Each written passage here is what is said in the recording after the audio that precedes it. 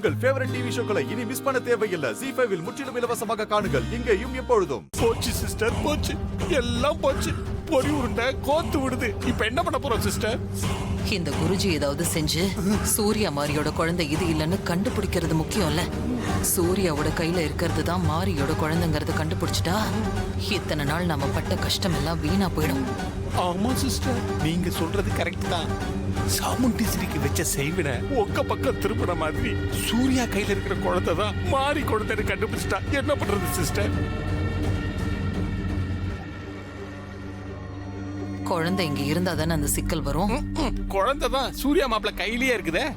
சூர்யா கையில இருக்கிற குழந்தைய நீ வாங்கிட்டு போய் மாடியில இருக்கிற ஏதாவது ஒரு ரூம்ல வச்சு பூட்டி கதவை சாத்திடு.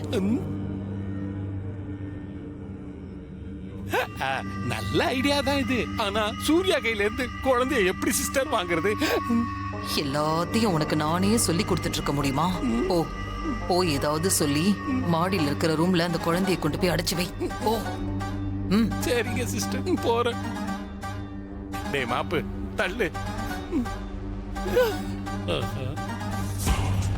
ஆஹா, குழந்தை நல்லா நம்மளையே பாக்குது. கேஷுவலா பாக்குதா இல்ல கொலவெறியோட பாக்குதான்னு ஒண்ணும் புரியலையே. மாப்ள, குழந்தைய எங்கிட்ட குடு மாப்ள. நீ ஃப்ரீயா சாமி கும்பிடு மாப்ள. எவ்வளவு நேரம் தான் கையிலேயே வச்சிருப்ப? கை வலிக்கும்ல மாப்ள, குடு. சரிங்க மாமா, இந்தாங்க. டக்குன்னு கொடுத்துட்டான்.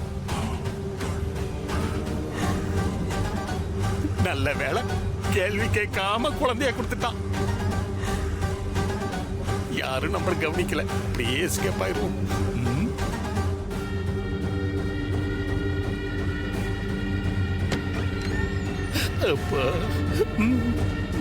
இதை வேற சுமக்க வேண்டியதா இருக்குது.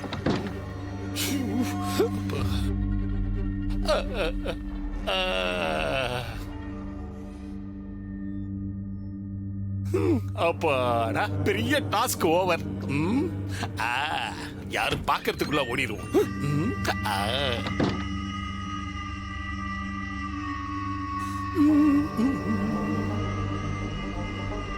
யாரும் பார்க்கல. நைஸா போய் மிங்கிள் ஆயிடுவோம். சிஸ்டர், நீங்க சொன்ன வேலைய கச்சிதமா முடிச்சாச்சு. ஓகே, குருஜி என்ன பண்றாருன்னு பார்க்கலாம்.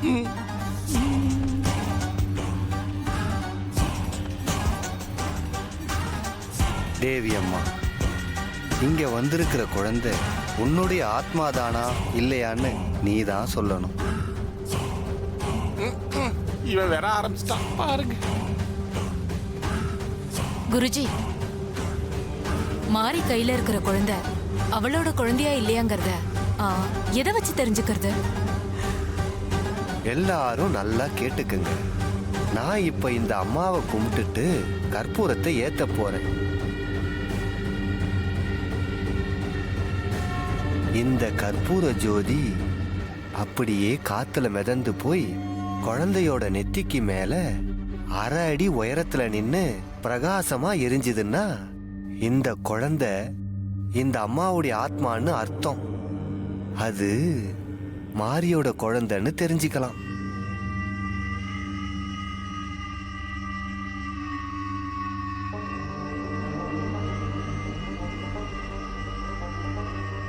ஏன் குருஜி, ஒருவேளை நீங்க சொல்ற மாதிரி ஜோதி சுடர் விடலன்னா? அப்படி அந்த ஜோதி சுடர் விட்டு எரியலன்னா, அணைஞ்சு போச்சுன்னா அது மாரியோட குழந்தை இல்ல.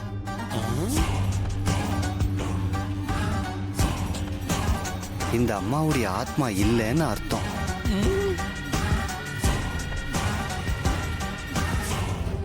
அதுதான் இந்த ஆத்மா அந்த ஆத்மாதானாங்கிறதுக்கான சடங்கு.